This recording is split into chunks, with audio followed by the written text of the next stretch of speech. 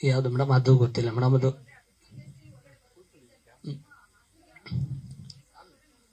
Madam ಸಾಕ್ಷಿ ಆಧಾರಗಳು ಏನಿದೆ ಅದನ್ನ ನಮ್ಮ ಶಾರದಾ ಮೇಡಮ್, ನಮ್ಮ ನವೀನ್ ಸರ್ ಕೊಟ್ಟಿದ್ದಾರೆ ಕೋರ್ಟಿಗೆ. ಜಡ್ಜ್ ಅದೆಲ್ಲ ಪರಿಶೀಲಿಸಿ ಬೇಲ್ ಕೊಟ್ಟಿದ್ದಾರೆ. ಅದು ಬಿಟ್ರೆ ಪೊಲೀಸ್ ಸ್ಟೇಷನ್ ಅಲ್ಲಿ ನನಗೆ ಇದುವರೆಗೂ ನಂಬರ್ ತೆಗೆದು ನೋಡಿ ಎಷ್ಟು ಸತಿ ಫೋನ್ ಮಾಡಿದ್ರು, ನಾನು ಫೋನೂ ಮಾಡಿಲ್ಲ. ಅವ್ರಿಗೆ ಏನಿದೆ ನಾನು ಕೋರ್ಟಿಗೆ ಕಳಿಸಿದ್ರು, ಅದಾದ್ಮೇಲೆ ನಾನು ಮಾತಾಡ್ಸಿವಿಲ್ಲ. ಒಂದ್ ದಿವ್ಸ ಮಾತ್ರ ಕರೆದ್ರು ಸೈನ್ ಹಾಕ್ಬೇಕು ಅಂತ ಸೈನ್ ಹಾಕಿ ಬಂದಿದ್ದೀನಿ ಅಷ್ಟೇ. ಅದು ಬಿಟ್ರೆ ನಾನು ಇನ್ನೇನು ಅದಕ್ಕೆ ಹೋಗಿಯೂ ಇಲ್ಲ. ಬಟ್ ಇವ್ರು ಏನಕ್ಕೆ ಹಂಗೆ ಮಾಡ್ತಾ ಇದ್ರು ನನಗೂ ಗೊತ್ತಿಲ್ಲ ಮೇಡಮ್. ಅದು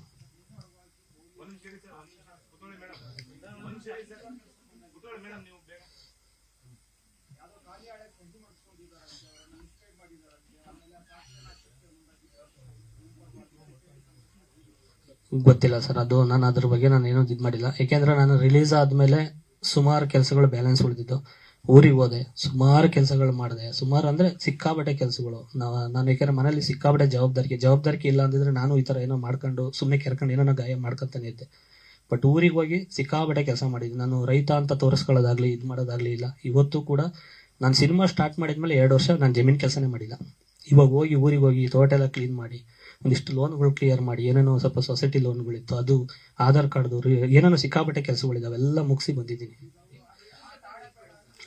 ಇಲ್ಲ ಸರ್, ಈಗ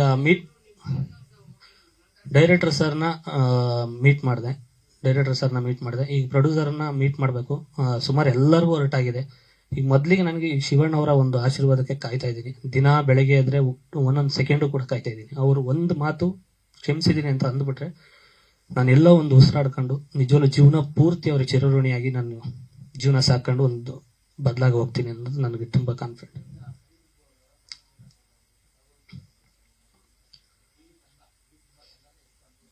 ಸರ್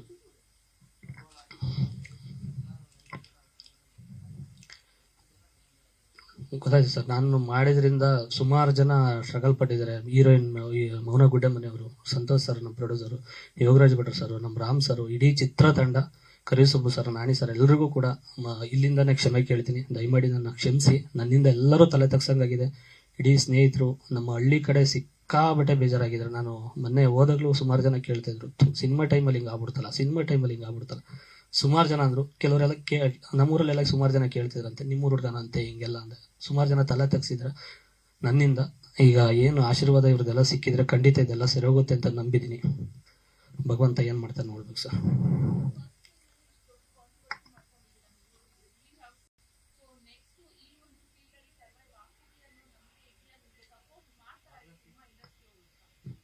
ಮೇಡಮ್ ಮಾಡ್ತಾರೆ ಅನ್ನೋದೊಂದು ಗ್ಯಾರಂಟಿ ಇದೆ. ತಪ್ಪಿಗೆ ಒಂದು ಕ್ಷಮೆ ಇದ್ದೇ ಇರುತ್ತೆ.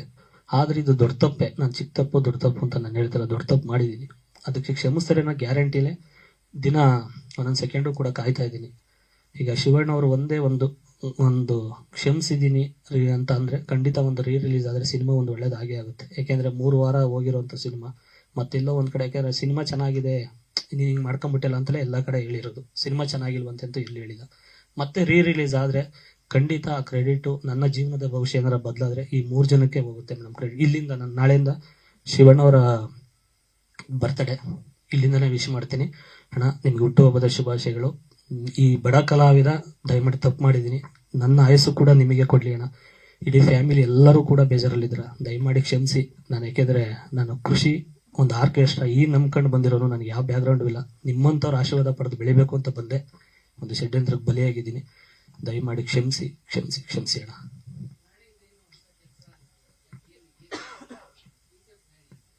ಫ್ಯೂಚರ್ ಈಗ ಏನು ಸಿನಿಮಾ ಗೊತ್ತಿಲ್ಲ. ಶಿವಣ್ಣ ಅವ್ರು ಏನಾದ್ರು ಕ್ಷಮಿಸಿದ್ರೆ ಇನ್ನೊಬ್ರು ಸಿನಿಮಾ ಮಾಡ್ಬೇಕು ಅಂತ ಇದ್ದಾರೆ. ಅದೊಂದು ಸ್ಕ್ರಿಪ್ಟ್ ವರ್ಕ್ ಸ್ಟಾರ್ಟ್ ಮಾಡ್ಬೇಕು ಅಂತ ಇದ್ದಾರೆ. ಅದೊಂದು ಇನ್ನಾದ್ಮೇಲೆ ಒಂದು ಕೃಷಿಯಲ್ಲಿ ನಾನು ಸುಮಾರು 2 ವರ್ಷದ ಮುಂಚೆ ನಾನು ಏನೇನೋ ಸ್ವಲ್ಪ ಬೇರೆ ಪ್ಲಾನ್ ಮಾಡಿ ಇಟ್ಟಿದ್ದೆ. ಒಂದು ಏನೇನೋ ಸ್ವಲ್ಪ ಪರ್ಸನಲ್ ಏನೇನೋ ಮಾಡಿದ್ದೆ. ಅದು ಸ್ಟಾರ್ಟ್ ಮಾಡ್ಬೇಕು ಸರ್. ಅದು ಮಾಡಿ 2.5 ತಿಂಗಳಾದ್ಮೇಲೆ ಅದು ಉದ್ಘಾಟನೆಗೆ ಎಲ್ಲ ಅನುಮತಿ ಕೊಟ್ರೆ ಇವು 3 ಜನದ ಆಶೀರ್ವಾದ ತಗೊಂಡೆ ನಾನು ಲಾಂಚ್ ಮಾಡಿಸ್ತೀನಿ.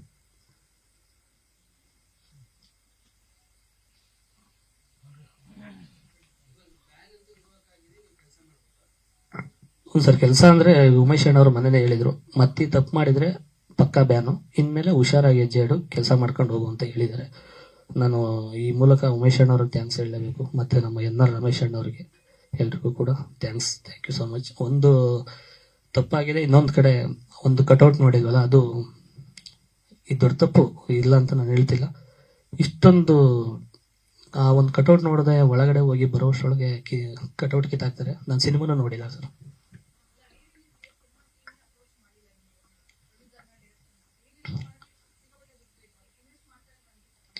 ಮೇಡಮ್ ಖಂಡಿತ ಶಿವಣ್ಣ ಅವರದ್ದು ಒಂದೇ ಒಂದು ಆಶೀರ್ವಾದ ಸಿಕ್ತು ಅಂದ್ರೆ ಖಂಡಿತ ನಾನು ಕೈ ಕಾಲು ಹಿಡಿದಾಗಲೇ ಅವ್ರನ್ನ ಕರ್ಕೊಂಡು ಮತ್ತೆ ಟೀಮ್ ಏನೇನು ಆಗಿತ್ತು ಆ ಜಾಗದಲ್ಲಿ ಮತ್ತೆ ರೆಡಿ ಆಗ್ತೀನಿ. ಖಂಡಿತ ಮತ್ತೆ ಆ ಏನ್ ಟೀಮ್ ಇತ್ತು ಅದನ್ನ ನಾನು ಮತ್ತೆ ನಾನು ಮಾಡೇ ಮಾಡ್ತೀನಿ ಮೇಡಮ್. ರಿಲೀಸ್ ನಾನು ಸಂತೋಷ್ ಸರ್ ಹತ್ರನೇ ಮಾತಾಡಬೇಕು ನಮ್ಮ ಹತ್ರ. ಅಂದ್ರೆ ಅವ್ರಿಗೆ ಬೇಜಾರಾಗಿರೋದು ಇವ್ರು 3 ಜನ ಖಂಡಿತ ನಾನು ಯಾಕಂದ್ರೆ ಅವ್ರನ್ನ ಯಾಕೆ ಮೀಟ್ ಮಾಡಿಲ್ಲ ಅಂದ್ರೆ ಫಸ್ಟ್ ಇಲ್ಲಿ ಇವ್ರ ಆಶೀರ್ವಾದ ಸಿಗದೆ ನಾನು ಅಲ್ಲೋಗಿ ಮೀಟ್ ಮಾಡೋಕ್ಕಾಗಲ್ಲ. ಇವ್ರ ಆಶೀರ್ವಾದ ಸಿಕ್ತು ಅಂದ್ರೆ ಬರೀ ಇಷ್ಟು ಜನ ಫ್ಯಾನ್ಸ್ ನೋಡಿದ್ರೆ ಸಿನಿಮಾ ಚೆನ್ನಾಗಿ ಆಗ್ಬಿಡುತ್ತೆ. ನನಗೇನು ಈಗ ಎಲ್ಲರ ಫ್ಯಾನ್ಸು ನೋಡ್ತಾರೆ, ಬಟ್ ನನ್ನ ಫ್ಯಾನ್ಸ್ ಅನ್ನತ್ತಾರೆ ಯಾರು ಇಲ್ಲ, ಎಲ್ಲರೂ ಸ್ನೇಹಿತರು ಫ್ರೆಂಡ್ಸ್ ಇರೋದು. ಬಟ್ ಎಲ್ಲ ಚಿತ್ರರಂಗದಲ್ಲಿ ಏನು ಹೀರೋಗಳಿದ್ದಾರೆ ಎಲ್ಲರಲ್ಲೂ 5% ಫ್ಯಾನ್ಸ್ ಸಿನಿಮಾ ನೋಡಿದ್ರು ಕೂಡ ನನ್ನ ಸಿನಿಮಾ ಚೆನ್ನಾಗಾಗುತ್ತೆ ಅನ್ನೋದು ಇವತ್ತು ಗ್ಯಾರಂಟಿ ಇದೆ. ಯಾಕೆಂದ್ರೆ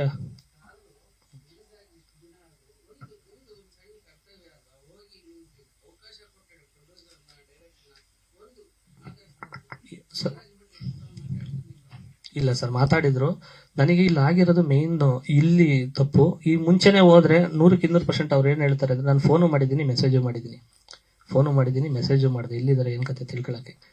ಫಸ್ಟ್ ನನಗನ್ಸಿದ್ದು ಫಸ್ಟ್ ಇವ್ರ ಆಶೀರ್ವಾದ ತಗೊಂಡು ಅಣ್ಣ ಹಿಂಗಾಯ್ತು ಅಂತ ಅಲ್ಲಿ ಹೋದ್ರೆ ಖಂಡಿತ, ಯಾಕಂದ್ರೆ ಎಲ್ಲರದ್ದು ಮನಸ್ಥಿತಿ ನನ್ಗೆ ಗೊತ್ತು. ಯಾಕಂದ್ರೆ ಹೆಂಗೆ ಕ್ಷಮಿಸ್ತಾರೆ ಅವರು, ಏನ್ ಮಾಡ್ತಾರೆ, ಬೇಜಾರಾಗೋರು ಅನ್ನೋದು ನನಗೆ ಗೊತ್ತಿರೋದ್ರಿಂದ ನಾನೇ ಅವ್ರ ಮನೆ ಹತ್ರ ಹೋಗ್ತೀನಿ, ಪ್ರೊಡ್ಯೂಸರ್ ಮನೆ ಹತ್ರ ಕ್ಷಮೆ ಕೇಳ್ತೀನಿ. ಬಟ್ ನನಗೆ ಇವಾಗ ಶಿವಣ್ಣ ಅವರ ಒಂದು ಆಶೀರ್ವಾದ ಸಿಕ್ಕಿದ್ರೆ 100% ತುಂಬಾ ಬದಲಾಯ್ತೀನಿ. ಇನ್ನು ಮುಂದೆ ಈ ತರ ತಪ್ಪುಗಳು ಆಗಲ್ಲ. ನೆಕ್ಸ್ಟ್ ಕೃಷಿನೂ ಸ್ಟಾರ್ಟ್ ಮಾಡ್ತೀನಿ, ಈವೆಂಟ್ಗಳು ಸ್ಟಾರ್ಟ್ ಮಾಡ್ತೀನಿ, ಸಿನಿಮಾಗಳನ್ನೂ ಸ್ಟಾರ್ಟ್ ಮಾಡ್ತೀನಿ.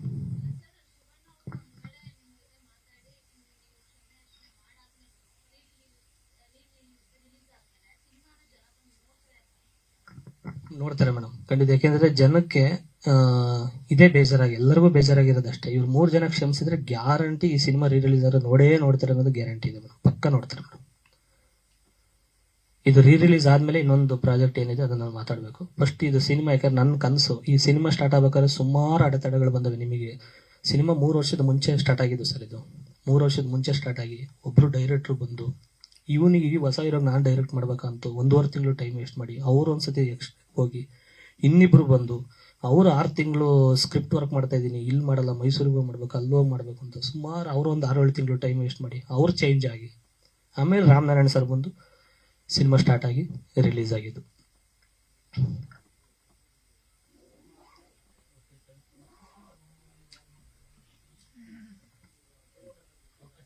ಇಲ್ಲ ಸರ್ ಕೇಳ್ತೀನಿ. ಇಲ್ಲ ಸರ್ ಸಂತೋಷ್ ಸರ್ ತಮ್ಮ ಅಂದಾಗ ಅವರು ನನ್ನ ಎಷ್ಟು ಅರ್ಥ ಮಾಡ್ಕೊಂಡ್ರು ನಾನು ಅವ್ರು ಅಷ್ಟು ಅರ್ಥ ಮಾಡ್ಕೊಂಡಿದ್ದೀನಿ. ಬೇಜಾರಾಗಿರ್ತಾರೆ ಸರ್. ಈಗ ಅವ್ರ ಹತ್ರ ನಾನು ಹೋಗಿ ಕೇಳಕ್ ಹೋದ್ರು ತುಂಬಾ ಕೋಪ ಈ ಟೈಮಲ್ಲಿ ಇದ್ದೇ ಇರುತ್ತೆ ಅವ್ರ ಮೈಂಡಲ್ಲೂ. ಯಾಕೆಂದ್ರೆ ಅವ್ರ ಮನೇಲೂ ಕೂಡ ಅಣ್ಣವ್ರ ಫೋಟೋ ಇದೆ, ನಮ್ಮಲ್ಲೂ ಕೂಡ ಶಿವಣ್ಣ ಅವ್ರ ಫೋಟೋ ಇದೆ.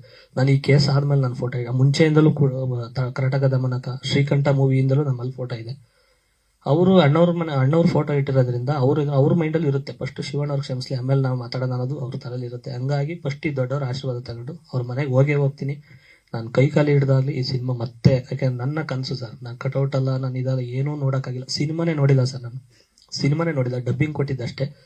3ನೇ ವಾರ ಬಂದು ಖುಷಿಯಿಂದ ಹೋಗಕ್ ಹೋದೆ, ಅಲ್ಲೂ ಕೂಡ ಅದು ಅನುಮತಿ ಕೊಡ್ಲಿಲ್ಲ, ಇಲ್ಲೂ ಹೋಗಂಗಿಲ್ಲ, ಕಂಡೀಷನ್ ಬೇಲ್ ಆಗಿದೆ ಹಂಗೆ ಅಂತ ಹೇಳಿದ್ಮೇಲೆ ಮತ್ತೆ ಮನೆಗೆ ಬಂದೆ.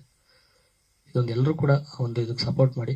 ಆಮೇಲೆ ಇದು ಆಡಿಯೋ ವಿಡಿಯೋಗಳು ಏನು ಮತ್ತೆ ಅವ್ರು ಕೊಟ್ಟಿದ್ದಂತ ರಿಲೀಸ್ ಮಾಡಬಾರ್ದು ಅಂತ ಸ್ಟೇ ತಂದಿದ್ದೀನಿ, ನೋಟಿಸ್ ಹೋಗಿರ್ಬೋದು ಅಂತ ಅನ್ಕೊಂಡಿದ್ದೀನಿ.